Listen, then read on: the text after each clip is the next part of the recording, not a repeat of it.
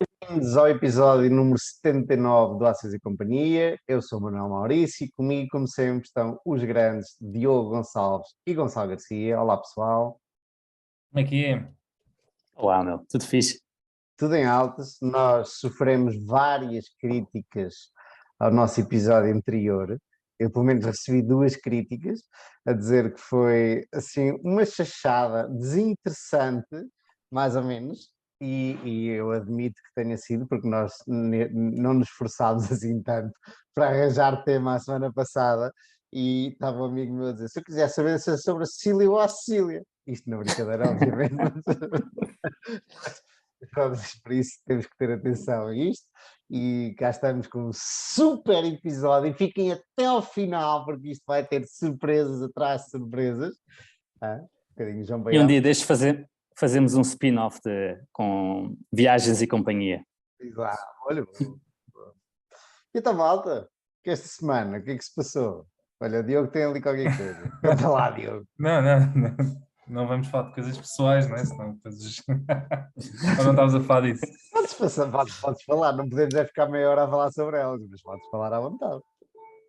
Não, Conta lá. tranquilo. Foi uma semana atribulada para mim. Fui fazer O uma que é que endoscopia ontem. E então? Mas está tudo bem. Na partida. Pelo menos nada grave. Chegaste a estar drunfado ou não? Foi direto. Dormi e acordei uma hora depois exatamente na mesma posição. Mas noutro sítio. Mas chegaste mesmo a dormir? Dormi. Ok, boa. Pá, pelo menos não me lembro de nada, portanto... Sim. Podia estar, na altura até podia estar não a dormir, mas pelo menos já não me lembro. Não me lembro de nada. Portanto, sim, foi incrível. Olha, temos uma grande notícia. O Elon Musk lançou um perfume, $100. Eu já fui ver. Viram o tweet dele, ele assim a dizer please buy my... não sei como é que se é perfume em inglês. Because I need money to buy TikTok, to buy Twitter. a vender o perfume. Mas acho que ele vendeu, ainda fez tipo uns 100 milhões de euros, agora, 100 milhões de dólares. O que É foi espetacular, pá, é espetacular. Por isso é que o pessoal está a dizer que isto não pode ser o bottom dos mercados. Meu. Enquanto este tipo de coisas acontecer, nós não estamos no bottom. Isto... qualquer coisa. É do caraças. E ontem estava a ouvir, e já vamos agora também falar um bocadinho sobre o Facebook e os óculos, mas que o Mark Zuckerberg está a fazer algo similar ao que o Musk faz, que é não gasta dinheiro em publicidade, começa a falar sobre as coisas que está a fazer e que vai fazer e por aí fora, e a ser falado nas redes sociais. E o que o Mark está a fazer também com esta história toda dos óculos é ir falando sobre o metaverso e por aí fora, e está a copiar uma estratégia parecida à do Elon Musk. O Elon Musk, o que é que eu tinha aqui? Por falar nisso, o TikTok, vi aí rumores de que os Estados Unidos iam banir o TikTok do Android e do iOS. Portanto, efetivamente, não iam só banir dos Estados Unidos, mas do mundo inteiro.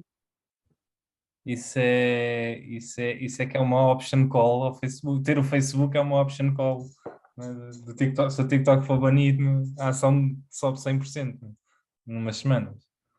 Já vi. Portanto, O poder. É uma possibilidade, mas imagina, eu acho que não faz sentido nenhum usar isso. Isso já não é uma questão de free markets, mas já é uma questão, lá está, política. Né? Uma coisa é banirem dos Estados Unidos, e isso é uma questão, pronto, interna. Se eles fizerem isso, pá, isso é quase uma guerra digital, não é? Eu não acho que isso seja bom nem para os mercados no geral, nem para o mundo. Já cá tínhamos falado disso uma vez e agora tenho visto também mais headlines, títulos de notícias por causa dos chips. E acho que isso pode ser mau até para Android.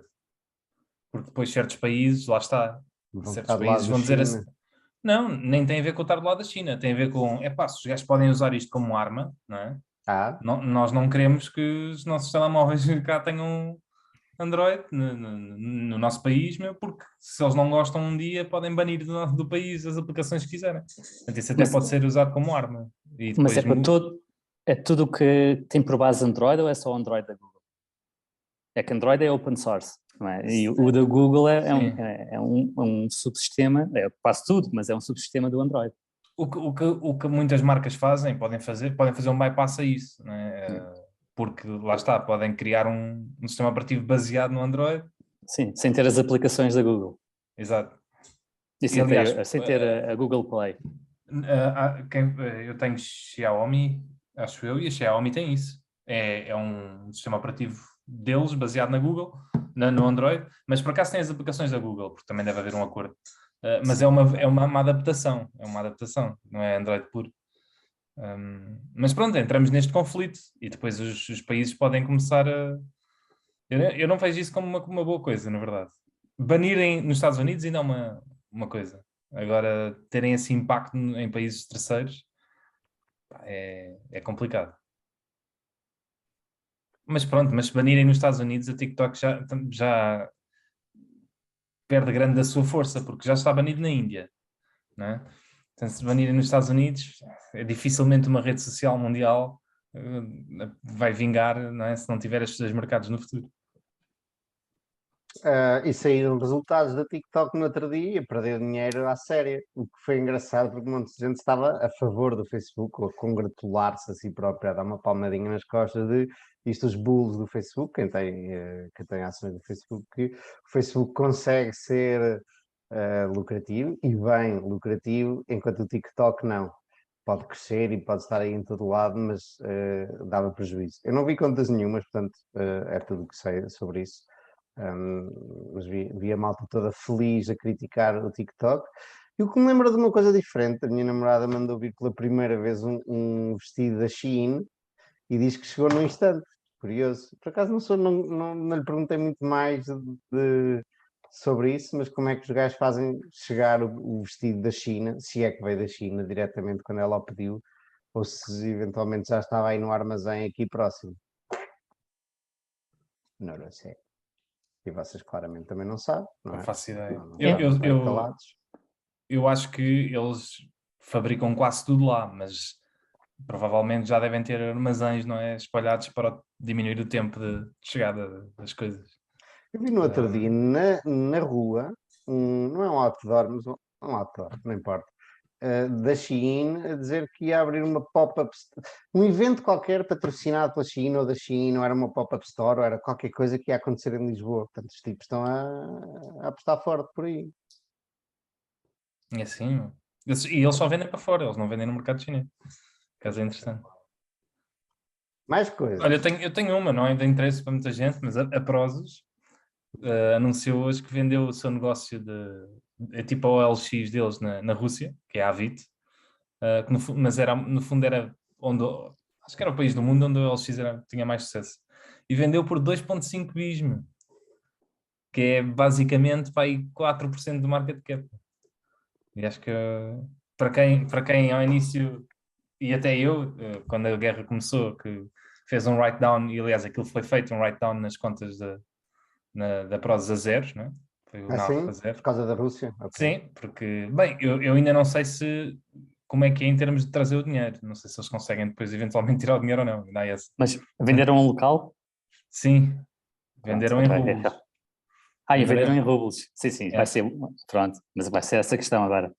Mas pronto, eu não sei se, por exemplo, eles como têm uma grande proximidade com a Tencent na China, não conseguem de alguma maneira trazer esse dinheiro pela China ou qualquer coisa. Não passam para euros, não passam para dólares, mas passam para renminbis. Exato, podem ver se conseguem ir por aí e depois dar a volta. Mas não sei. Mas é uma grande notícia, na minha opinião. São mais 4% ou 5% do market cap que eles podem usar para recomprar ações. Assim é o pontapé. Viram o Facebook Connect? Diz. Não, e mostra que o OLX tem, que é um negócio que muita gente conhece, né? Que está no mundo inteiro, tem algum valor espalhado pelo mundo. Mas o OLX, para quem não sabe, era de um português que depois vendeu foi à Naspers ou foi à Prozis? É a mesma coisa. Ok. E foi, eu acho que era engenheiro, português era, e depois a coisa cresceu bastante. Foi a OLX ou foi... Porque havia duas, não é? Havia uma com... XL. Também havia a XL, não? O XL? Não acredito. Não, acho que não era, mas havia dois. E acho que eles venderam o negócio à OLX, que já pertencia a eles, à Naspers. Mas havia uma concorrente da OLX em Portugal, havia. Eu é que já não me lembro do nome dela. Eu estou a perceber o que estás a dizer. Estava aqui a ver a história. Afinal, não era de português, eu tinha ideia que era de um português, curioso. Porquê é que eu estava a dizer isto? Eu jogava que tinha visto nas notícias que era um português, mas não. Como uma alternativa do Craigslist nos Estados Unidos. Eles também fazem parte de... Eles estão em Curioso. todo lado, eles estão o LX está praticamente no mundo inteiro, às vezes com nomes diferentes. Mas tu tens razão no que estás a dizer, havia uma concorrente, antigamente em Portugal haviam dois grandes, havia a LX e havia outro. E entretanto a LX comprou essa concorrente, mas eu já nem me lembro como é que se chamava. Não era o custo justo? Também é o custo justo, Não. mas vende-se principalmente carros. Também o stand virtual. Yeah. Acho que era pois, mas acho que era o custo justo, exatamente. A LX compra o custo justo. Olha, temos aqui Já não sei. Não sei, um mistério. Malta, Facebook Connect, viram alguma coisa? Vi. Gostaste? Qual é a tua opinião? Pá, adorei. Eu ao início, como disse aqui, estava a pensar comprar. Depois quando vi que afinal já não vai ser 400 euros, vai ser 1500, já engoli em seco. O que agora até é mais em euros, não é? Até engoli um bocado em seco. Já estou com segundas dúvidas se vou comprar. Mas gostei muito, achei espetacular. Desde as parcerias até certa... Principalmente a parte de realidade mista, não é? Realidade aumentada, pá, porque para quem está a trabalhar, eu via-me perfeitamente aqui agora a trabalhar no PC, eu só tenho um monitor, não é? Aquela história de aparecerem os 3 monitores virtuais, via-me perfeitamente estar com os óculos e estar aqui a trabalhar. Para quem não sabe, estamos a falar dos Oculus Quest Pro, que são a versão Pro dos Oculus Quest, obviamente, e eu pergunto, a estratégia do Facebook antigamente era de financiar ou de vender a custo zero ou até perder dinheiro, faz lembrar a HP e faz-me pensar numa coisa que é dumping, e se isso não é dumping. Eles perdiam dinheiro no hardware, portanto diziam que financiavam os óculos, que era para aumentar a adoção, para as pessoas comprarem, portanto compravam barato o hardware, para depois haver desenvolvedores, não sei se é esta a palavra certa, e haver malta a fazer programas e a fazer jogos para os óculos e para haver mais aceitação deste novo produto. E agora decidiram deixar de fazer isso e pelo menos estes óculos, os Pro, vender a 1500. Eu não sei se os Quest normais vão continuar a ser baratos ou não. Baratos, Sim, salvo seja, não é? Custavam 400 euros, não era? Yeah. Sim, esses iam continuar. Sim, seriam duas estratégias distintas. Esta dos 1400, 1500 seriam mais para o mundo empresarial, né, que em princípio teria disposto a pagar esse montante. Sim, pode sempre comprar os outros, não é? É 400, mas estes são melhores. Um dado curioso é que eles disseram que a Century tinha comprado 60 mil dos Quests antigos. Achei isso curioso. E outro que pode ser algum entrave à venda destes novos é que só tem bateria por 1h30.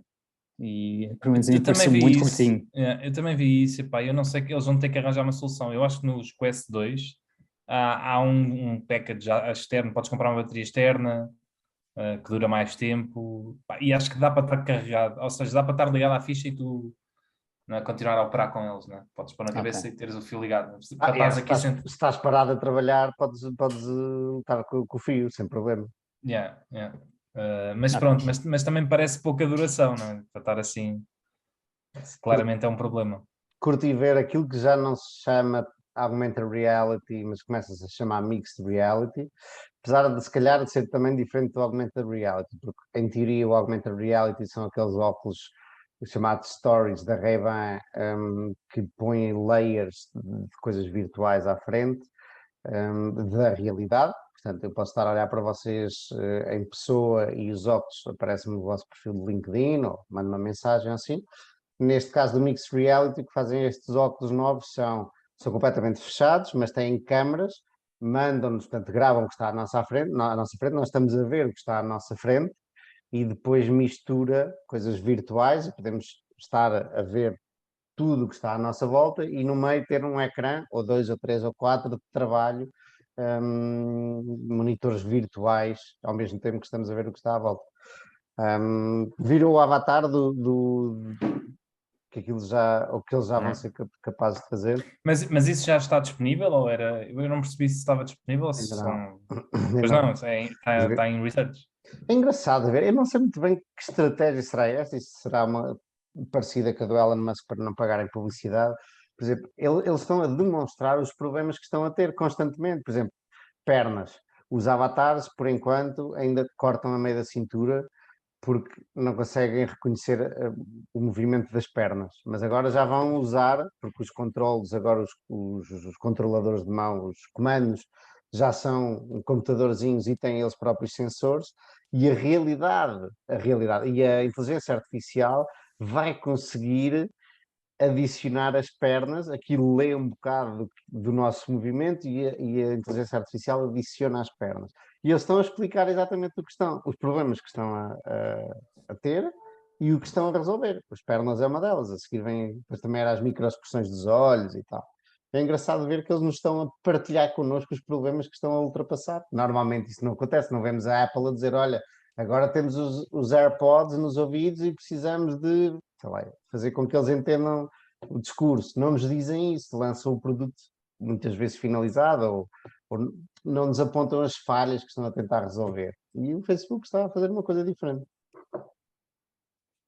Mas era uma falha muito visível também, que muita gente tinha falado e gozava até com isso. E eu achei curioso mesmo no Twitter da Meta, eles só fizeram um tweet a dizer pernas, legs. Foi só o que disseram. Pronto, finalmente conseguiram colocar pernas nos avatares. Mas não é só isso, eles estão a mostrar o desenvolvimento todo. Por exemplo, a cena das baterias pequeninas, o Mark Zuckerberg diz várias vezes em relação aos óculos, não estes de realidade virtual, mas aos que já existem da Ray-Ban, que é o objetivo, é que se fundam uns e outros.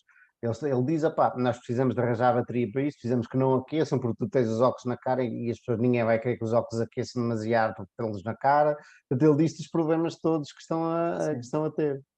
Mas estavas a comparar ao que faz o Elon Musk e não acho que ele faça exatamente isso. No que são semelhante é na parte promocional, não é? Mas o Elon Musk tende a fazer uma promoção muito mais, diria, fantasiada, não é? Algumas coisas, não é? Promete muito que não cumpre. E esta que o Facebook parece estar a fazer é mais de explicar os problemas que têm vindo a ultrapassar, que é um bocadinho diferente. Uhum. Mas sim, os dois assentem na promoção na autopromoção. Temos temas? E é isto, não? Não pode ser mais nada interessante esta semana. Deve ter acontecido Inglaterra, te traz os problemas de Inglaterra, de certeza que aconteceram coisas. De qualquer forma, vamos... Por falar nos problemas da Inglaterra, no outro dia falámos aqui dos problemas dos fundos de pensões. Uhum. E que eu não estava a ver porque é que havia a margin call. E realmente foi mais um problema da minha imaginação do que estava a passar no mercado, porque aparentemente os fundos de pensões estavam mesmo a sofrer margin call. E na minha cabeça o que o fundo de pensão deve fazer é ter as obrigações alinhadas, as obrigações com os fundos de pensões, alinhadas com os ativos que têm, as maturidades, as rentabilidades e afins. E mesmo quando baixa a taxa de juros, quando sobe a taxa de juros, os ativos perdem valor, mas também perdem valor as obrigações, né? Porque usas teoricamente a mesma taxa de desconto para as duas coisas. Mas o que eles fizeram foi algo um bocadinho diferente. Eles não fizeram este matching tradicional, mas usaram um conjunto de derivativos para fazer um matching sintético. E estes derivativos perderam um valor brutal e os bancos obrigaram, lá está, a pôr mais colateral para fazer face à perda de valor dos derivativos. É muito curioso. E tinham até hoje, depois houve aí a meio esta semana, lá um big shot a dizer que tinham até hoje para resolver os problemas, não era? Até sexta-feira, quem não sabe, estamos a gravar isto sexta-feira. Era assim uma história que ainda causa mais pânico. Depois os derivativos, lá está, eram sobre as guilds, que são as obrigações de tesouro do Reino Unido, e quanto mais a guild descia, mais colateral os bancos pediam, o que obrigava as seguradoras a vender as poucas guilds que tinham, mas pressionando ainda mais o mercado, e criavam aqui um ciclo vicioso, por isso é que o Banco Central teve de intervenir para tentar colmatar este ciclo. E teve que comprar um montão de obrigações de tesouro. Sempre imprimir. E depois queixam-se. Bom, vamos passar aos nossos temas. Eu hoje trago o nosso grande Lilu, que está aqui atrás de mim. Não sei se já conheciam esta imagem, é espetacular. É o senhor na Praça Tiananmen. Esse gajo tem mesmo uma história de vida incrível, por acaso. E, portanto, eu vou-lhe falar um bocadinho sobre ele. Encontrei uma entrevista e venho-lhe dar-vos a conhecer, para quem não conhece Lilu, um bocadinho sobre ele. Diogo Gonçalves, qual é o teu tema de hoje? Eu trago um artigo escrito pelo Guy Spear no Financial Times, que é direcionado à Inglaterra, mas que na essência é um apelo interessante ao socialismo como sistema positivo para as empresas. Vamos Um a bocado isso. controverso.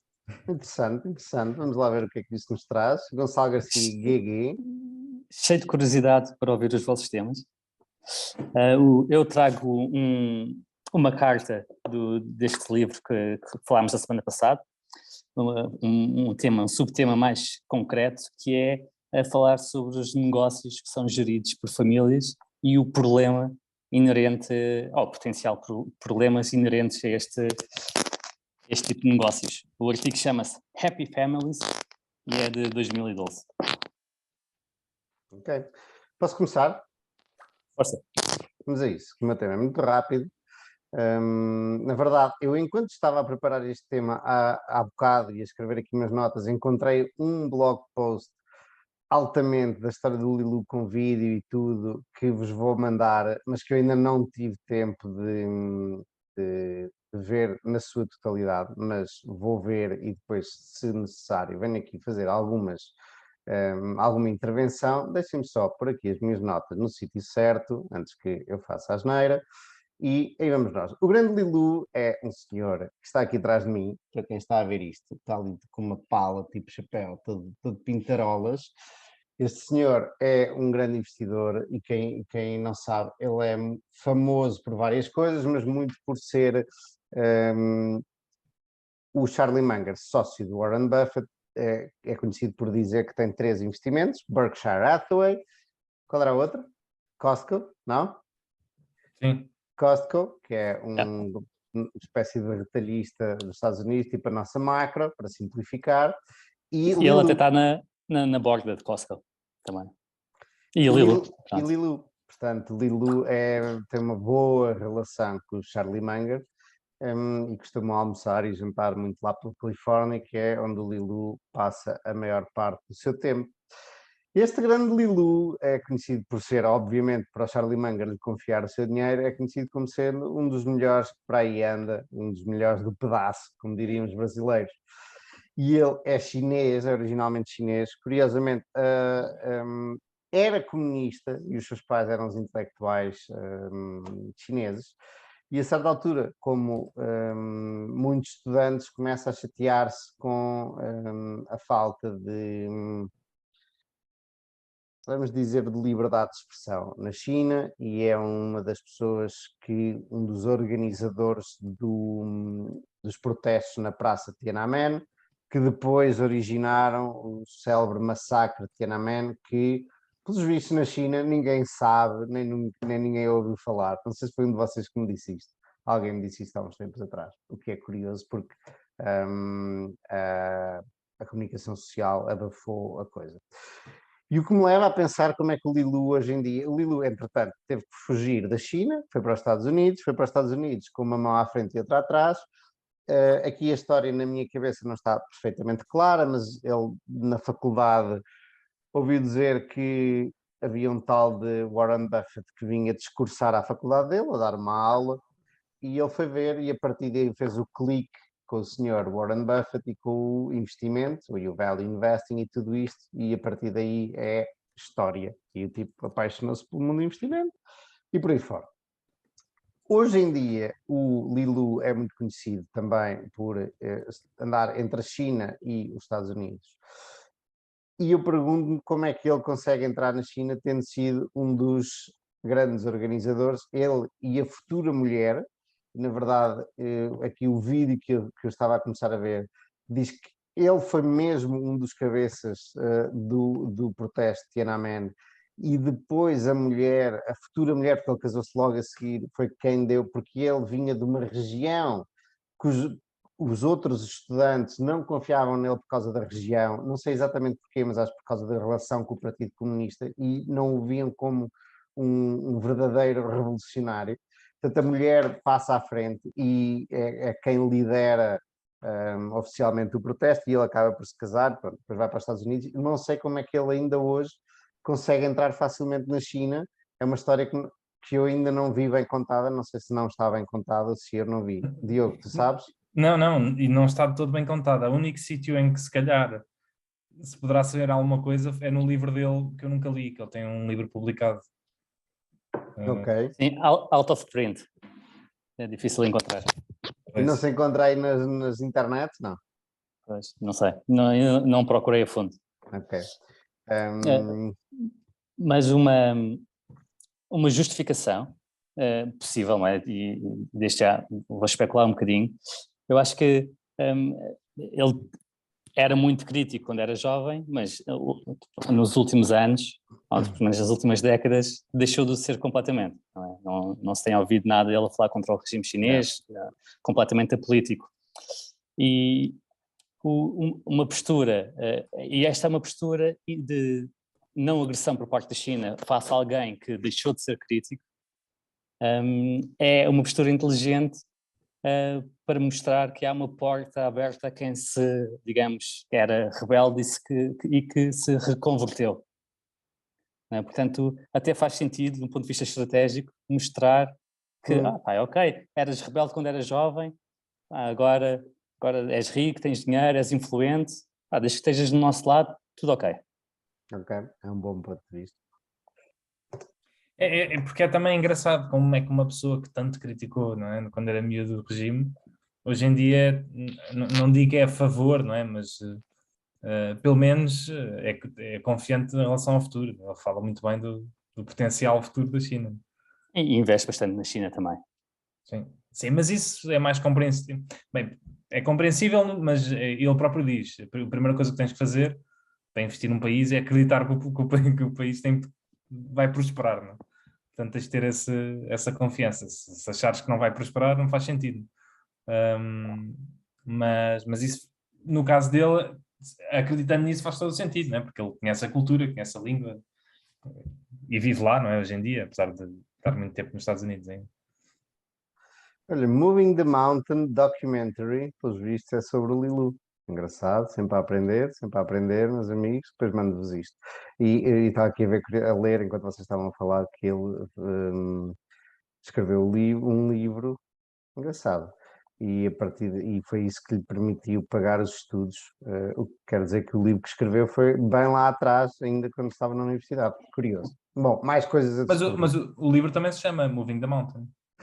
Sim, o que está aqui é que o documentário foi baseado no livro dele. Ok. Portanto, pronto, a entrevista que eu estava a ler é da Graham Doddsville, que é uma revista, uma publicação da Columbia Business School, que é tida como o sítio onde nasceu o Valley University, onde o Ben Graham deu aulas, onde o Buffett estudou e por aí fora. E eles fazem várias entrevistas porreiras, por acaso é uma publicação que eu gosto bastante, e faz algumas perguntas ao Lilu. A primeira é sobre o jogo, o que é o jogo do investimento para Lilu. Ele fala da importância de nós encontrarmos o nosso estilo de investimento e não dos outros. Já falámos isto aqui várias vezes, que o investimento é uma coisa muito, muito pessoal. E ele comenta uma interessante, que é preciso muito trabalho, não é nada que nós não saibamos já, e se não gostas desse trabalho não vais conseguir, ele diz ganhar aos outros, mas não, basicamente não vais conseguir ter bons retornos e fazer bons investimentos se não gostares do trabalho que tens que ter a ler coisas e a falar com pessoas e por aí fora. Ele comenta uma coisa que a mim me toca particularmente, o jogo do investimento, mais um que lhe chama de jogo, é um processo de descoberta de ti próprio, dos teus interesses e daquilo em que és bom.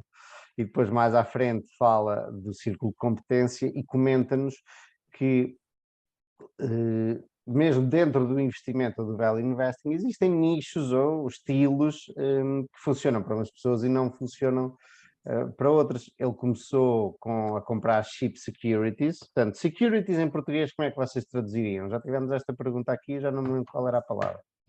São ativos financeiros. Ativos financeiros, ok. Portanto, ele começou a comprar, a seguir a historinha do Ben Graham, de comprar ativos financeiros baratos, estatisticamente baratos, em relação a lucros, em relação a book values e por aí fora.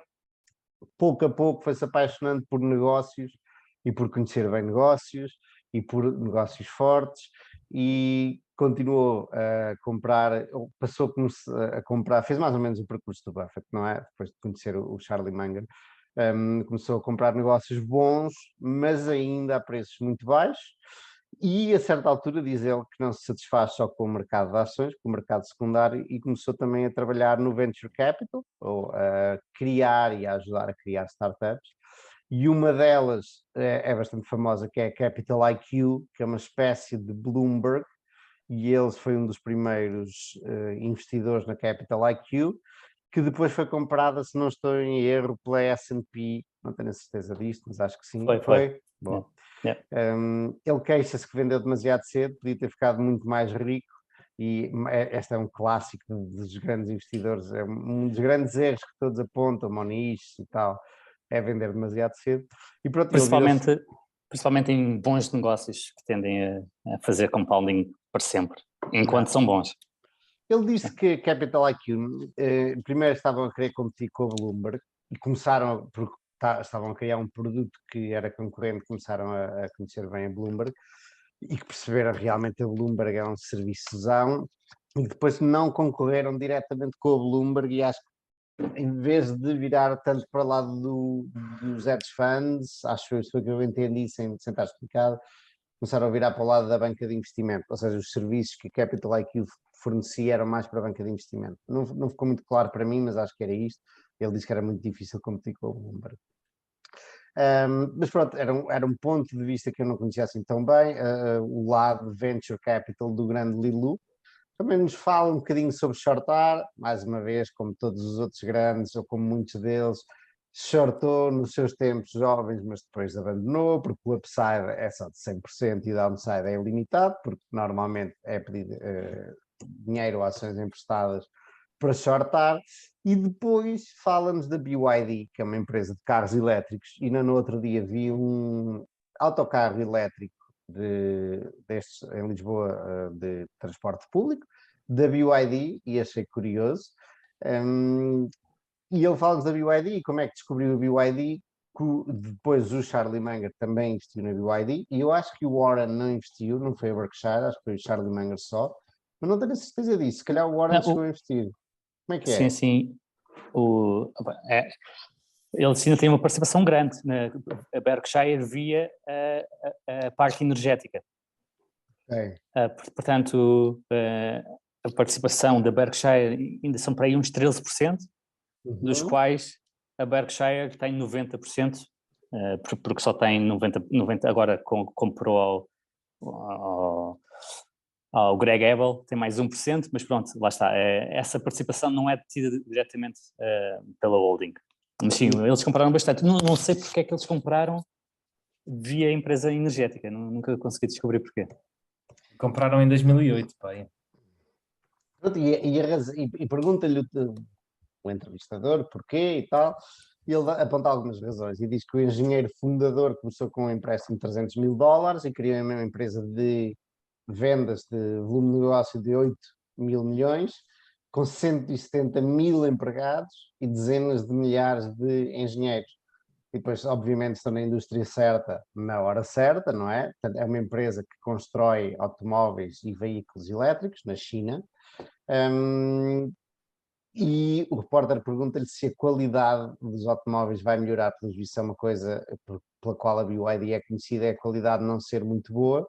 O Lilu responde para que a empresa é uma máquina de aprendizagem, que há 10 anos atrás, eu não tenho a certeza ainda de quando é que foi esta entrevista, ok? Portanto, estes 10 anos podem já não ser 10 anos para nós, mas diz que há 10 anos atrás a empresa não existia e há 8 anos atrás não produzia carros e, entretanto, torna-se o colosso que é, portanto, só uma empresa que aprende muito rápido é que consegue chegar a isto. Portanto, e ela não faz só carros elétricos, ela também tem um grande negócio de baterias, não é? Que também usa para os carros, mas vende para tudo que tem baterias.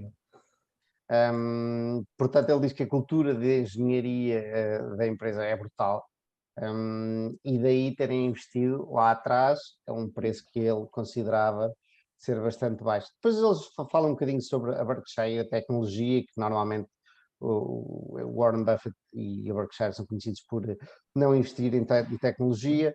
Ele diz que não é assim, que isso é um dogma que a Berkshire não tem.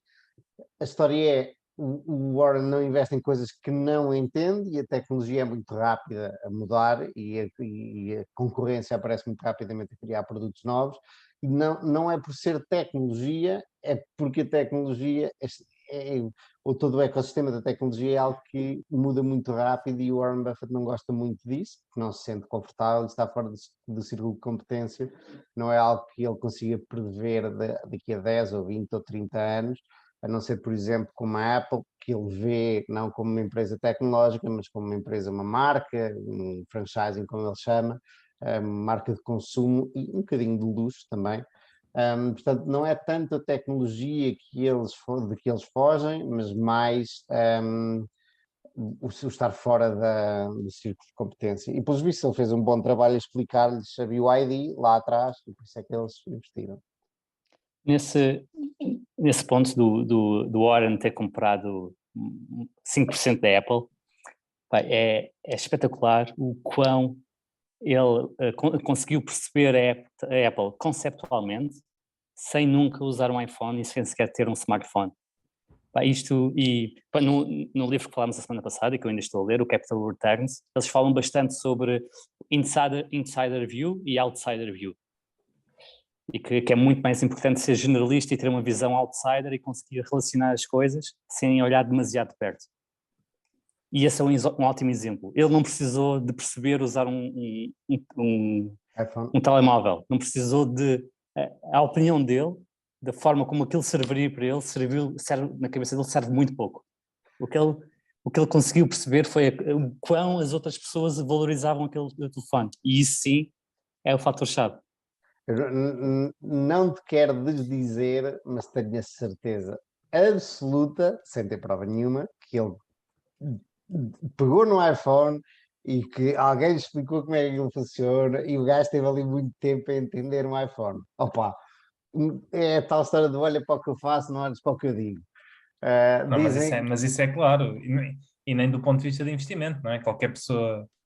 Imagina teres 90 anos, não é? E quereres ser uma pessoa que continua constantemente a aprender. Vais querer saber tentar perceber como é que aquilo funciona.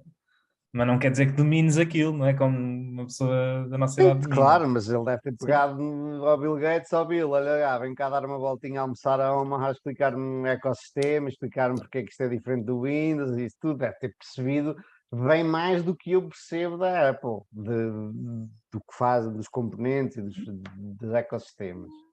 Por acaso duvido um bocadinho que ele tenha, que use no dia a dia sequer. Isso não sei, mas que se deve ter interessado, deve. Sim, mas ele nestas coisas do outsider view, ele tem outros exemplos muito, muito interessantes. Por exemplo, comprar participações grandes em empresas sem sequer lá ir ou sem sequer falar com a gestão. Não é? E se alguém tem acesso é o Warren Buffett, mas assim que ele percebe o negócio, ele em algumas empresas nem sequer valoriza conhecer. Eu dou-te razão, acho é que o gajo tem uma rede de contactos tão grande e está em permanente contacto com tantas indústrias, porque ele é dono delas, não é? Que ele faz muito, quando pega numa empresa e a vê pela primeira vez, já tem muita bagagem e o que está a ver não é só o que tu estás a ver, não é? Porque imaginem, olha para uma empresa de, sei lá, eólicas, o gajo já sabe tudo de energia que há para saber, porque tem um negócio grande de energia, não é? Portanto, Mas no caso da Apple especificamente, o facto de ele ter 90 anos, ou na altura que comprou 85 ou assim, e saber claramente que ele não é o público-alvo, a faixa etária dele não é quem vai usar aquilo, eu acho que ele tinha noção em desvalorizar tudo o que ele ia sentir em usar aquele produto. Pode pedir para outra pessoa mostrar e afins, mas a opinião dele, enquanto utilizador, seria o menos relevante. Não digo que não, mas não estou a ver o tipo mais curioso de sempre do mundo do investimento a não ir querer aprender, não sei. Ou aprender, só para ter uma ideia do que é um iPhone e de como é que funciona o ecossistema da Apple e isso. Sim, mas o que é notável é desligar isso do acto de ter investido. Certo? E para nós é um bocadinho difícil de fazer, não é? Imagina, tu falas às vezes que gostavas de ir visitar uma loja, algures, e gostavas de ir visitar a loja do iWorks, como é que se chama? The Works? The Works. The Works, mas fui visitar uma. Mas foste visitar. Mas, em primeiro lugar, convinhas perceber, de facto, se visitar a loja, de facto, ia ajudar ou não no teu investment case. Ou se ias ficar se não gostasses da loja, se era mais por não seres o público-alvo. Isso faz muito lembrar uma coisa que o Warren fazia com a Catherine Graham. Que a Catherine Graham tinha baixa autoestima e também em relação à empresa estava sempre nervosa e ansiosa com tudo. E então, tipo, ela estava na rua a passar com o Warren e via tipo, as bancas de jornais e o jornal estava sempre cheio. A Catherine Graham, só fazer a nota, era a dona do Washington Post. Era o Washington Post? Sim. Os jornais estavam sempre cheios ou não havia pessoas a ir lá, tipo, a comprar, aquilo estava vazio. E ela estava sempre em pânico. Por causa disso, e o Warren dizia muitas vezes, não, isso é irrelevante esta loja, tipo, não metas na tua cabeça que o negócio está a correr mal ao olhar para esta loja. Tu olhas para os números e as vendas estão a disparar, mas depois vês uma loja que não tem vendas, não é? Na rua e achas que a coisa está mal. Há também o outro lado, que é quando ele comprou a American Express e foi a história do óleo, da salada e tudo. Ele tinha montes de malta, pelo que li num livro, não sei se foi no Snowball ou assim, tinha montes de malta, pôs montes de malta a ver se as pessoas estavam a usar American Express por aí, pelos Estados Unidos todos, tipo, tinha montes de olheiros por aí fora, portanto... Mas isso é diferente, isso não é não a tua evidência como... Exato. Mas não é a opinião dele, não é a evidência dele, não é ele olhar para uma banca que não está a vender bem. Tens todos uns olheiros e o conjunto de informação que eles recolhem tem valor. Agora, a informação que tu recolhes, um aviso, estou a ficar com pouca bateria, a informação que tu recolhes enquanto utilizador de uma loja é capaz de não ser muito relevante, especialmente se tu não fores o público-alvo. Agree. Em relação à bateria, vai aguentar para fazermos o episódio todo? Queres fazer pausa? Não, vai aguentar. Vou ter que falar sem fones e pôr isto a carregar. Então espera aí, fazemos uma pausa? Fizemos aqui uma pausa muito rápida para o Gonçalo pôr o telemóvel a carregar e já não sei o que é que nós estávamos a dizer. O que é que estás a ver, Diogo? Água? É água, é neste copo, mas é água. Podia ser um medronho porreiro, agora. O grapa. Olha, tu gostas de grapa, Gonçalo? Não sou o maior fã de grapa. Tanto, para não ter deixado de beber. Mas se aparecesse aí o John Ekman, vias uma grapa com ela, não? Claro. Tudo é bom, desculpa. Mas eu sou fã de aguardente. Mas grapa é um tipo de aguardente. Aguardente, exato. Mas grapa é muito parecido com o medronho, curiosamente. Assim, não gosto de aguardente de vinícola. É um bocadinho diferente. Malta, o meu tema chegou ao fim, por isso vamos embora. Mandem vir. Quem é que quer falar? Quem é que quer? Força, Diogo. Escuta. Então, não sei se vocês chegaram a poder ler este artigo, mas eu achei muito interessante. Isto já vem na sequência de outras coisas que ele fala. O Guy Spier é uma pessoa muito viajada e já viveu em muitos sítios, na verdade, desde a África do Sul, a Inglaterra, Estados Unidos, Suíça, Israel, Portanto, tem assim uma panóplia de sítios e o que torna uma pessoa muito peculiar. E este artigo é na sequência do que está a passar em Inglaterra, da nova ministra, não é? Nova primeira-ministra, e das tentativas iniciais de liberalistas, não é, dela, de começar a reduzir impostos às empresas e às famílias e baixar a máquina do Estado. Que normalmente costuma ser uma teoria muito aceite pela malta de capitalistas, gestora de fundos e com grandes patrimónios, normalmente costumam ser mais liberalistas economicamente. E ele vem aqui, no fundo, dizer que se isso funcionava há 40 anos atrás ou há 30 anos, que hoje em dia essa não é a política mais correta para a prosperidade económica e, consequentemente, para as empresas poderem vingar e crescer. E eles já geram, como ele diz, o fundo há 25 anos, diz que percebe alguma coisa dessa matéria.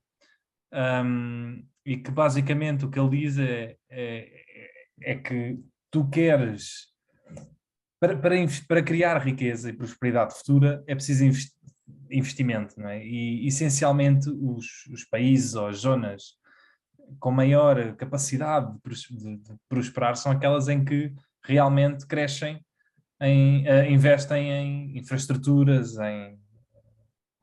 em serviços, etc. E ele dá o exemplo de várias empresas, por exemplo, empresas das quais ele olha para criar riqueza a longo prazo, são empresas como a Costco nos Estados Unidos, ou a Amazon, a Nestlé, a Schindler na Suíça, o IKEA na Suécia, ou a Novo Nordisk na Dinamarca. E ele diz que uma das coisas que estas empresas têm em comum é que reinvestem uma grande parte do seu lucro no negócio, em novas tecnologias, melhorar supply chains, centros de distribuição, nas próprias comunidades locais, etc. E que se nós formos a ver estas empresas, todas que ele diz que segue, elas são de países, não é? A Suíça, a Suécia, a Dinamarca, mesmo os Estados Unidos, que não são países predominantemente de paraísos fiscais ou países com baixos impostos.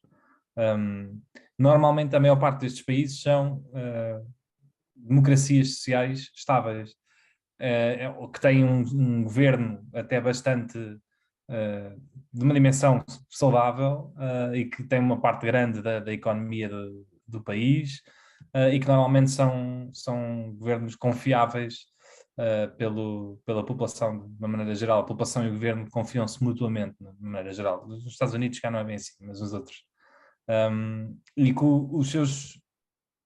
a população local está disposta a pagar impostos muito altos porque vê que isso tem efeitos no dia-a-dia, na saúde, na educação, na infraestrutura, etc. E basicamente ele até diz aqui uma frase interessante do Jeff Bezos, que é: se tu pensares a longo prazo, normalmente acionistas e consumidores estão alinhados da mesma maneira. Enquanto se calhar a curto prazo não estão, mas se tiveres uma mentalidade de longo prazo, os interesses dos dois estão alinhados. E que o mesmo deve ser para os governos e a população.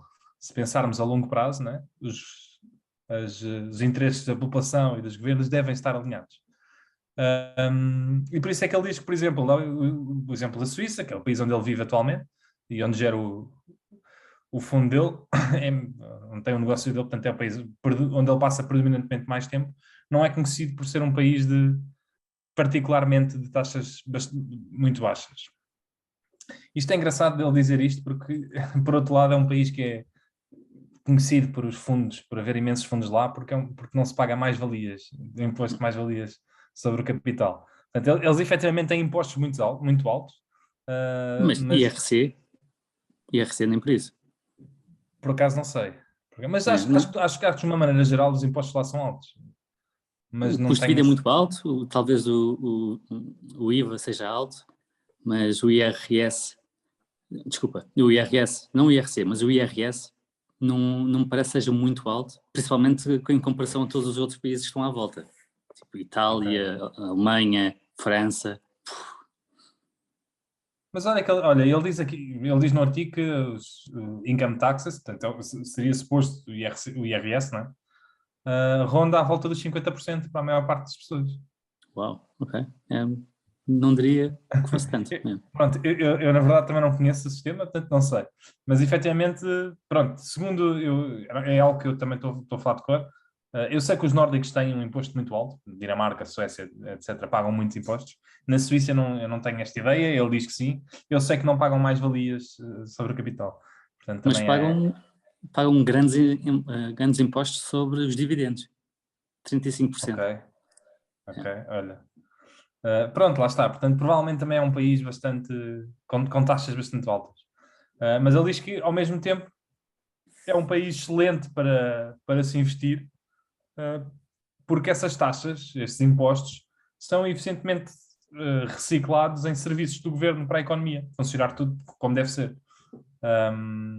E ele diz que tem um amigo que, por exemplo, é americano e vive lá na Suíça e paga impostos dos dois lados. E ele diz que está sempre a tentar reduzir o número de impostos que paga nos Estados Unidos e aumentar os que paga na Suíça, ou seja, em vez de estar a pagar nos dois lados, tenta pagar mais na Suíça do que nos Estados Unidos, porque sente que todos os impostos que gasta na Suíça, ele tem retorno disso, não é? Ele sente que há efetivamente retorno desses impostos, e nos Estados Unidos não tem essa mesma percepção. E que apesar desses impostos todos e do estilo de vida caro, é por isso que empresas como a Nestlé, ou a Novartis, ou a Roche têm as suas corporações sediadas lá, não é? Philip Morris, por exemplo, do tabaco, e não no outro lado. E mesmo a Google e a Meta, por exemplo, os seus headquarters europeus são na Suíça, e não noutro sítio, precisamente porque lá está. A certeza disso que a Google é na Suíça, pensava que era na Irlanda. Eu não tenho a certeza disso. Eu estou a transcrever entre aspas o artigo do Guy Spier. Foi o que o Guy Spier disse, que a Google e a Meta têm lá headquarters, ok. Sim. Agora, se é verdade ou não... Sim, pronto. Para mim é uma pessoa de bastante confiança e de... Confiança no sentido... Credível. Exato, credível. E, portanto, à partida vou... É sempre trust but verify. Portanto, obviamente não se tem a certeza, mas à partida confio no que eu digo. Mas curiosamente eu tinha a sensação que a Google tinha os headquarters europeus na Irlanda exatamente por causa dos impostos. Que seria o contraponto. É uma boa questão. E pronto, a questão toda, não é, para ele aqui será que, efetivamente, se tu tiveres um governo que suporta os negócios e tem uma boa infraestrutura, com população mais educada, que cumpre as regras, com mão de obra perfeitamente segura em termos de segurança social e saúde, torna-se claramente um país onde as pessoas trabalham mais e são mais produtivas e as próprias empresas conseguem prosperar mais a longo prazo, não é? Porque lá está, se tu estiveres preocupado, toda a gente, qualquer pessoa que está num hospital, não é irmão ou primo ou tio de alguém, não é? E portanto, se tivesse um sistema de saúde que não funciona mal, é impossível as pessoas trabalharem bem, não é? Porque vão estar preocupadas com as pessoas de quem gostam. E portanto são altamente menos produtivas. E portanto a ideia de governos pequenos, não é? Onde se paga poucos impostos e que tem pouca presença, não é, num país, torna com que esses países sejam muito mais voláteis. E que em alturas más há menos confiança, há mais crime, as pessoas estão mais não satisfeitas e portanto existe menos almofada ou menos flexibilidade de suportar os problemas. E de certo modo, esses ambientes, como ele diz, para uma pessoa que está a querer investir e a gerar riqueza a nível intergeracional, como ele diz, não é? Precisa são claramente países menos atrativos. Se tu estiveres a pensar em décadas e não em meses ou anos, tu queres investir em empresas que estão em países, não é? Que tu sintas que haja segurança, não é? E que haja, independentemente do que houver, o país tem estabilidade económica, financeira, as pessoas, lá está, que as infraestruturas funcionam melhores e que para isso é preciso ter um governo robusto. Se tu estiveres em países em que essa presença não é assim tão forte, e não funciona assim tão bem, a probabilidade de instabilidade política, de revolta, de haver mais tarde ou mais cedo algum problema social grave que eventualmente venha a limpar o património, ou porque é nacionalizado, ou porque qualquer outro motivo, lá está, em que te expropriam aquilo que é teu. Todo esse tipo de coisas são muito mais seguras em países que têm este tipo de estrutura e estabilidade. Ele fala de uma exceção, que muita gente dá aqui a Singapura, porque é efetivamente um país com taxas baixas, mas ele diz que a Singapura não é um país, não é um modelo que a Inglaterra, o Reino Unido possa seguir, por vários motivos, porque tem acesso a muita mão de obra barata e porque a maior parte dos problemas foram pensados de maneira muito cuidadosa em resolvê-los, e esses problemas estruturais, como países que a Inglaterra tem neste momento, não estão resolvidos e não se resolvem dessa maneira, a não ser que haja um forte investimento. E uma coisa é uma cidade-estado e outra coisa é um país inteiro com muitas assimetrias em relação a todo o território. Exatamente. Podes dizer também que o Mónaco funciona muito bem com impostos baixos e afins, mas o Mónaco não é um exemplo aplicável a toda a França, e sabendo perfeitamente que o Mónaco é independente, mas está tão integrado no sul de França, podias dizer, resulta tão bem no Mónaco, porque é que não resulta no resto da França? Yeah. E pronto, ele fala que o Reino Unido tem vindo a perder peso, não é? E tem vindo cada vez mais a ser menos competitivo e a ter menos qualidade de vida. E que países, lá está, como a Suíça, Dinamarca e Suécia, continuam a ter crescimentos do rendimento per capita das pessoas, continuam a subir, e o UK está estagnado há uma data de décadas, que até Israel neste momento já está acima do UK.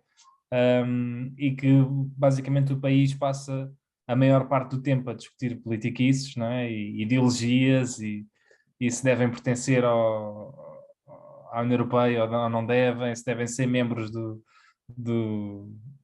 Tribunal Europeu de Justiça, se não devem, se a Escócia deve ter a independência do Reino Unido. Portanto, tudo questões, não é, que de esquerda, direita, libertanismo com conservadorismo, e que no fundo não metem as mãos na massa, e que ele diz que todos esses argumentos, essas questões são questões de ontem, não é? Não servem para os dias de hoje, e que para os dias de hoje o que é preciso, não é? É partir do meio termo, e lá está, e investir nas infraestruturas nas coisas importantes ao país. Pronto, e ele delinea 3 ou 4 questões que ele fala, que é o Serviço Nacional de Saúde lá, que eles claramente têm que investir muito mais no Serviço Nacional de Saúde, têm que investir em infraestruturas, a maneira de se deslocar do país, a redes de alta velocidade, não só de Londres, mas para o resto do país, e o free market, não é? O livre circulação, que é outra das questões, que foi um grande debate desde o do Brexit, que bloqueou a circulação de bens para a Europa, e ali com, mais uma vez, burocracias e politiquices, e que ele diz, por exemplo, até a Suíça, não é? Que nunca pertenceu à União Europeia, percebeu que precisa de livre circulação de bens e pessoas, e tem acordos para que isso aconteça com a União Europeia, e que até nisso, lá está, o UK mais uma vez está a dar um passo em falso e a voltar atrás, e que é um erro enorme. Mas basicamente, resumindo, o que o Guy Spear faz é um apelo, lá está, a países, como ele diz, sociais-democratas, com um Estado forte, em que as pessoas pagam efetivamente mais impostos, e que esses impostos são usados para ter um Estado forte naquilo que é suposto ser forte, que é saúde, justiça, educação, infraestruturas, mas ao mesmo tempo ter um mercado livre, não é? Que é um pouco como funcionam os países nórdicos. E em contraponto disto, por exemplo, uma das coisas que ele fala, e muito bem, da Dinamarca e da Suécia, se nós formos a ver, a Dinamarca e a Suécia são os países em que os mercados têm tido melhores retornos ao longo das últimas décadas. Até superiores, acho eu, se eu não me engano, eu li isto no Capital Returns, mas não tenho a certeza, aos Estados Unidos nas últimas décadas. Ele diz isto, mas o Capital Returns é do ponto de vista até 2014. A partir de 2014, o retorno nos Estados Unidos tem sido inigualável. Mas, portanto, ele diz que essa é a solução, e é nesses países que ele se vê cada vez mais a investir, que são países em que lá está, têm essa estabilidade para poder gerar riqueza intergeracional. Mas há aí uma ressalva, não é? Isso resulta bem quando há uma confiança e um uso dos recursos públicos de uma forma a favorecer toda a população. Curiosamente, países podem ser considerados sociais-democratas, podes incluir Portugal, Espanha, França, podes incluir o sul da Europa todo. E aí não tem corrido tão bem. E o Estado é muito grande nesses países também.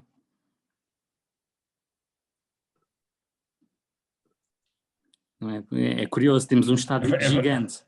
Temos um Estado gigante, tanto Portugal como Espanha, e somos muito diferentes do ponto de vista de desenvolvimento dos nórdicos. É verdade. E nós confiamos, eu não sei, mas tenho a percepção que nós confiamos muito menos nos nossos políticos do que os nórdicos confiam nos deles. Eu acho que o que ele também pode dizer é que é uma condição, como é que se diz? Necessária, mas não suficiente. Não é? Ok, bom ponto.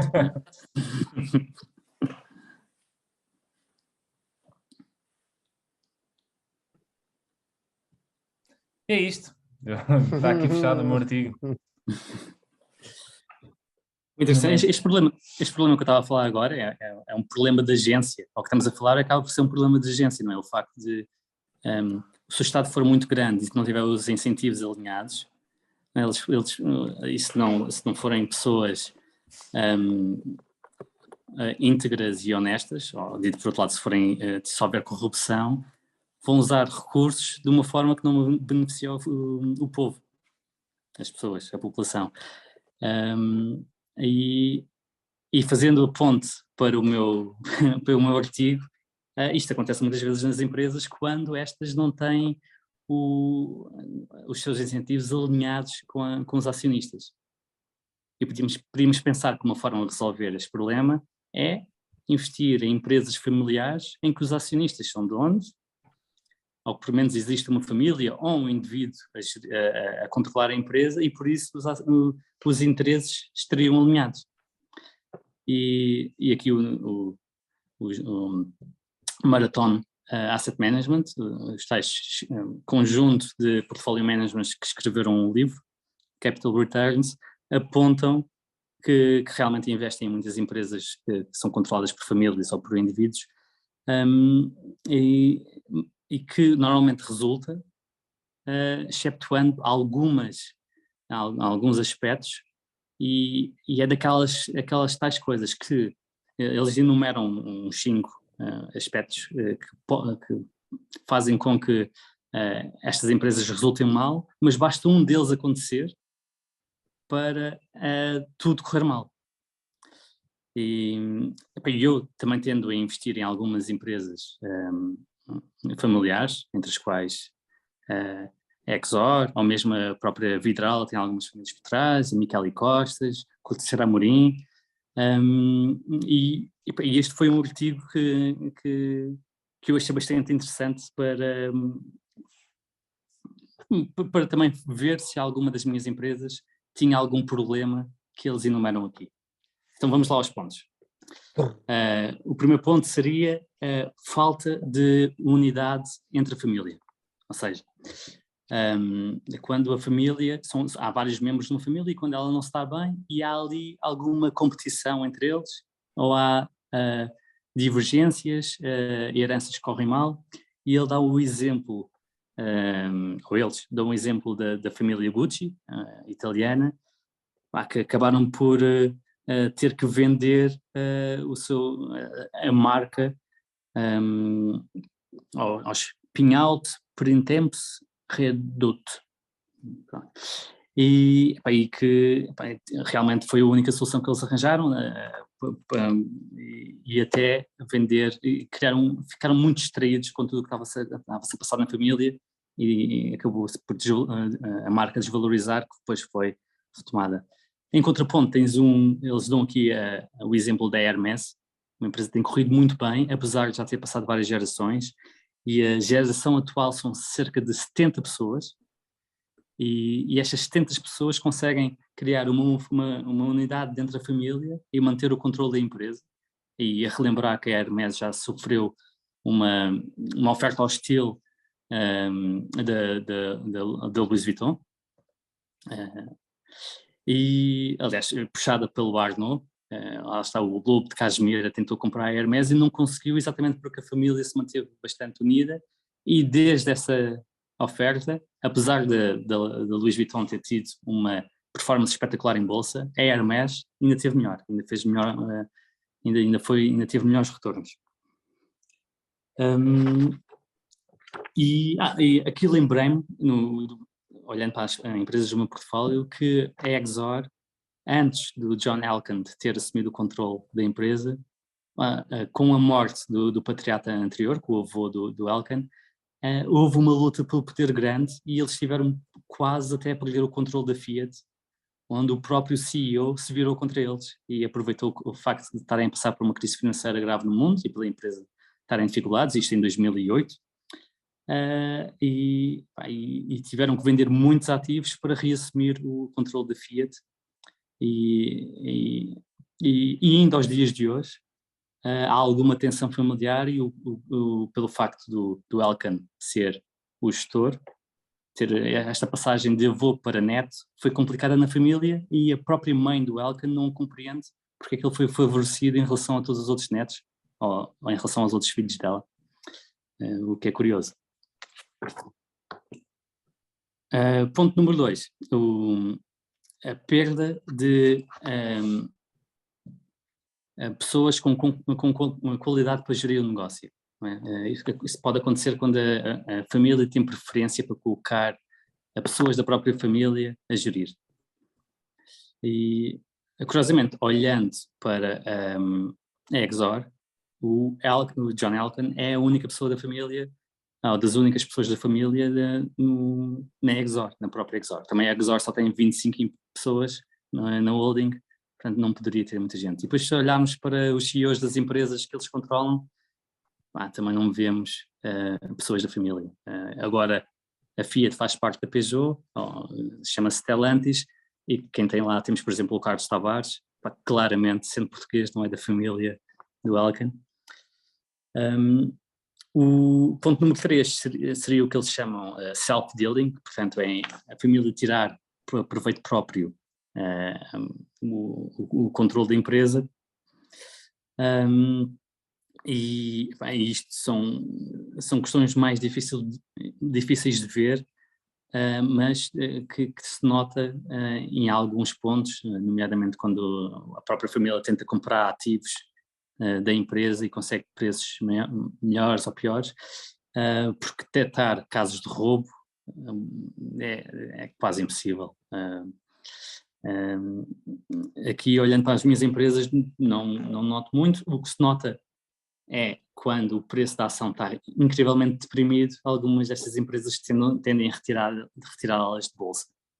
E sim, já falámos aqui no que se passou com a SMAP, que acabou por não ser bem sucedido, mas é um bocadinho a família tirar partido do momento atual para extrair a empresa e distribuir valor aos restantes acionistas. E outro exemplo seria ter um processo de sucessão fraco. Isto também é difícil como um outsider de averiguar, mas quando temos uma pessoa muito, muito forte na empresa, isso é sempre um risco, não é? Nomeadamente, até podíamos ver que isso existia na Fiat com o Sergio Marchionne, porque ele era realmente emblemático, mas nem sequer precisava de pertencer à família, era só alguém que era realmente excepcional. E vemos agora com o Buffett, e agora propriamente mesmo com o John Elkann, é difícil de perceber quem é que o iria substituir. É o Key Man Risk. Key Man Risk, exatamente. Por fim,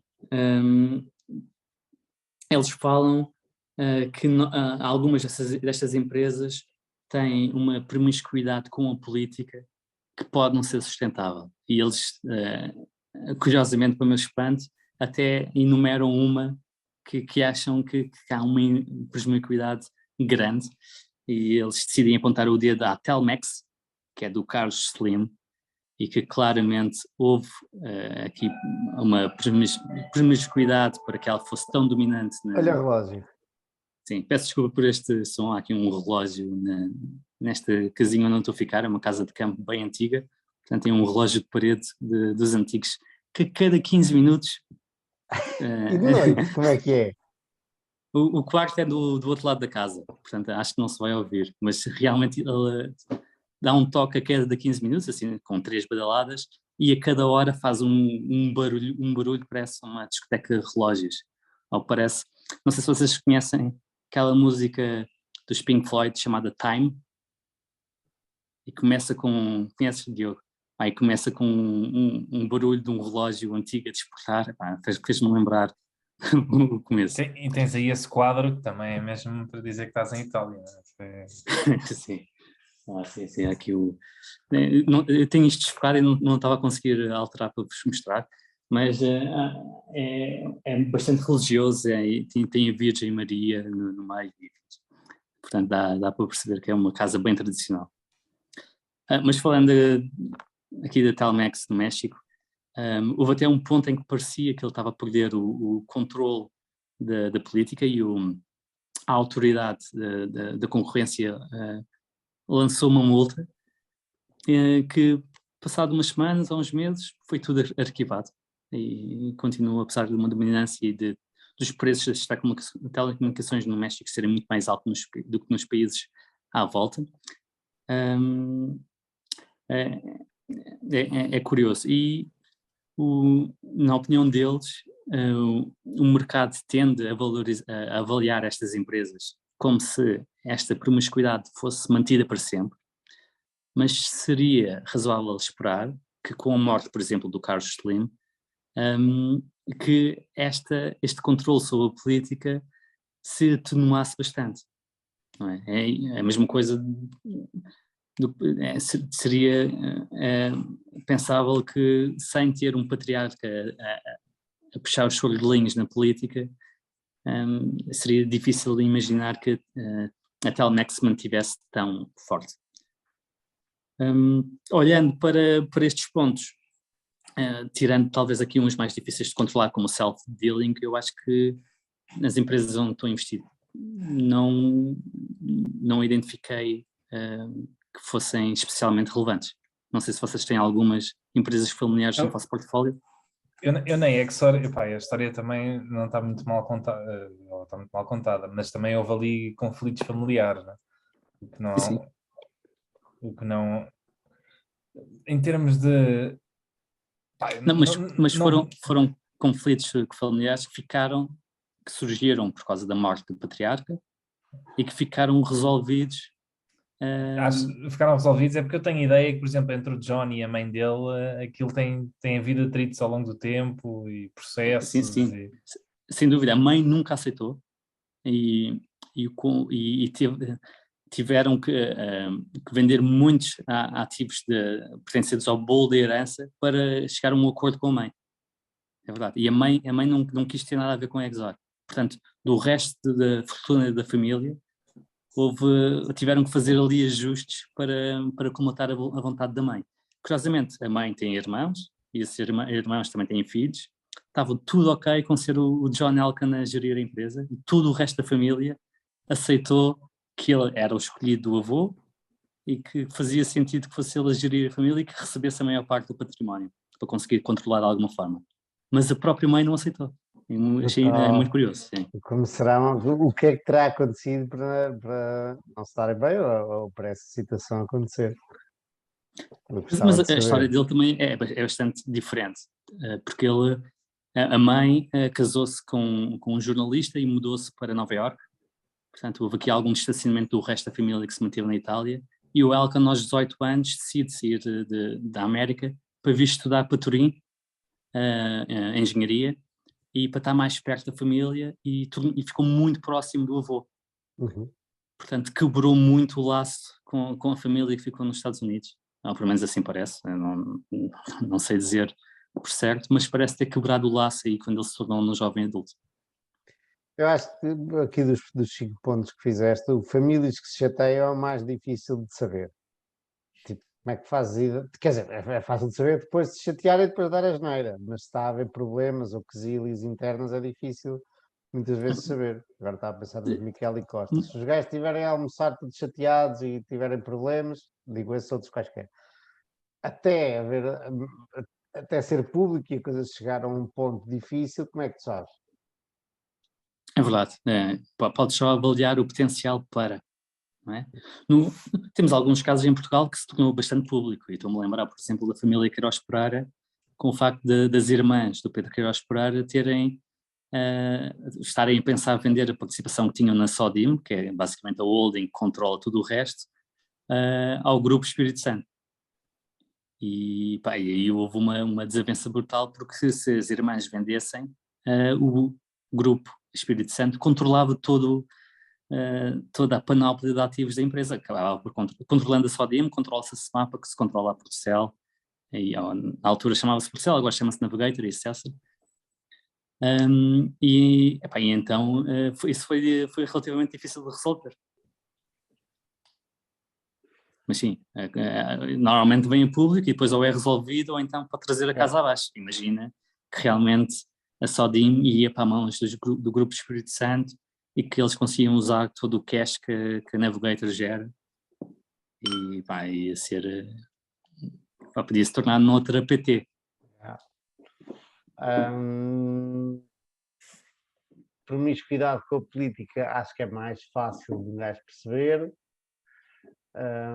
Processo de sucessão fraco. Depois há empresas, eu já perguntei a várias empresas a vários CEOs, o que é que estão a pensar fazer. Normalmente não te dizem, a não ser que tu vejas que há um claro sucessor ou sucessora. No caso do Buffett, tivemos que esperar até que ele tivesse 90 anos para saber quem era o sucessor. Self-dealing, a família teria proveito próprio. Isto, eu acho que se calhar este é aquele que dá para ver melhor se tu quiseres ter o trabalho, em muitos casos. Ou porque há related party transactions, ou porque há, sei lá, aqueles acordos de management que chegaste a tirar o dinheiro todo para outra empresa deles, ou por aí fora. Sim. Há uma parte no relatório de contas chamada Related Parties, realmente, como estás a dizer, ajuda a perceber-te que há ali... que pode haver, pelo menos. Pode haver, sim.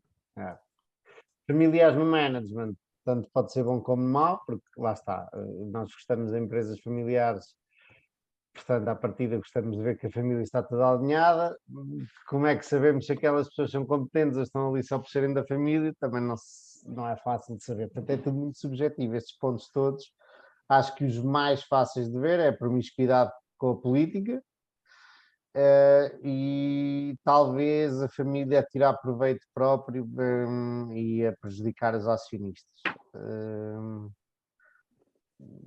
Acho que a família a chatear é o mais difícil de ver para mim, porque não faz só vês quando as coisas correm mesmo muito mal. Mas olha, por exemplo, se olhares para a Louis Vuitton, aqui na parte consegues ver que na parte nos familiares estarem à frente dos negócios. Ele tem uns quantos filhos que são chefes de divisão, a controlar divisões inteiras, e até um deles bastante jovem. Era muito difícil pensar que aquela pessoa chegaria ali tão rapidamente, tão cedo, se não fosse filho dele. Sim. Sim. Como dizias, da outra vez é uma faca de 2 legumes. É bom e é mau. E é difícil de ver se é bom ou se é mau, a não ser que tenhas um grande conhecimento da empresa e anos atrás e anos em cima e consigas entrevistar pessoas e por aí fora. Nesse caso que acabaste de comentar.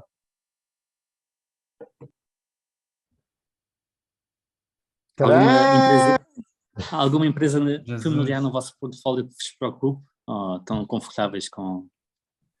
Por acaso não. Empresa familiar. Eu tenho uma que o CEO era o acionista maioritário, continua a estar na empresa, mas contratou um CEO novo. E agora É MTY. ainda... É MTY. Não, na verdade não. Essa aconteceu? Essa aconteceu, já, com o Eric qualquer coisa, Leverre, qualquer coisa. Não estava a pensar nessa, estava a pensar na Mancini. E agora, eu pedi ao CEO anterior para ter reunião, presumo, com o novo, e ele disse, pá, deixa eu respirar, que ele acabou de chegar, depois apresento-vos.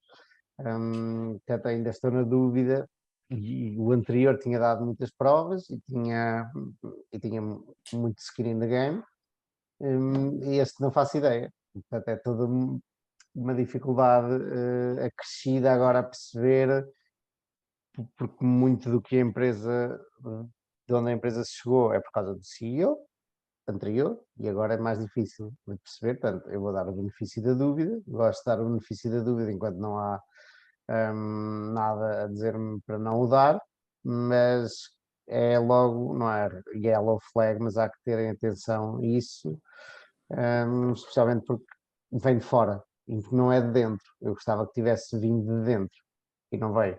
E curiosamente era apontado o filho do anterior CEO, porque também tem lá um cargo dentro da empresa, que um dia há de, digo eu, herdar a maioria do capital da empresa. Era apontado como um possível sucessor e não foi. Portanto, mas isso até me parece uma coisa boa. Sim. Ao contrário, seria... Sim, não é? Porque, quer dizer, ele tendo o filho lá e optando por outro, é porque, de algum modo, valoriza a meritocracia acima de... Sim. Mas eu gostava Mas o de ter filho continua? visto... tenho a impressão que sim. Como não é top 5, ou eu não sei, mas não vi nada. Agora, a mim, o que seria mais red flag era ele eventualmente vender. Vender a participação dele, não é? Ainda é bastante, 20% ou o que é que é da empresa. O que poderia acontecer, porque lá está, ele também é velho, não é? Portanto, exato. Mas, Portanto, são mas sempre sim. dúvidas que nascem. Portanto, essa aí é um ponto. Eu gostava de ter visto como um dos 15 pontos do Phil Fisher, a empresa, o CEO a sair da empresa, a ser alguém que já estava dentro da empresa e não ser um externo. Mas pronto, não foi. Esse é um caso. Não sei se tem mais casos desses. Temos o Key Man Risk do Facebook, obviamente, não é? À partida não vai lá sair o Mark Zuckerberg tão cedo, mas temos esse Key Man Risk claramente. Se aquilo é liderado por aquele tipo e sem aquele tipo, se calhar perdia-se completamente. Mas será muito diferente, aliás, seria muito diferente pensar que a Amazon não teria esse Key Man Risk com o Bezos? É um bom ponto. Eu acho que neste momento, não. Ou seja, no momento que o Facebook está, não é? De viragem, sim, claro. neste momento seria muito complicado ele sair. Agora, se calhar... Seria quase como o Bill Gates sair nos anos 90, quando havia um antitrust gigante contra a Microsoft. E quando saiu, apesar de ter deixado as rédeas para um cofundador, foi mais pacífico. Agora sim, se isto começar a ganhar track, não é? E se ele daqui a 5 anos sair da empresa, acho que sim, acho que poderia perfeitamente a outra pessoa. Agora, nos próximos 2, 3 anos, vai ser essencial ele estar lá. Mas, e a aposta no Facebook é uma aposta no Marco, não é? Só para dizer que eu tenho muito pouco tempo e que temos que ir fazendo algumas considerações finais. Diogo, lembras-te de alguma empresa no teu portfólio? Eu acho que não, por acaso. Confiante com o Sitza? O Itza. Epá, sim. Eu acho que essa claramente, até agora, foi um tiro furado. Mas eu gosto muito dele. Eu acho que claramente é uma pessoa que está ali a lutar pelo futuro da empresa. E Se quiser, qual é a empresa? é Takeaway, Just Eat Takeaway.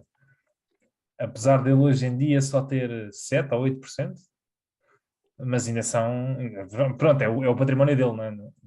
É 90, mais de 90% da riqueza da pessoa, do património da pessoa. Não, mas tem outras que são fundadores, ou que são, mas que já não têm assim, ou seja, familiares, por exemplo, não há, por acaso eu acho que não tem assim nada que seja familiar, pelo menos que me salta à vista.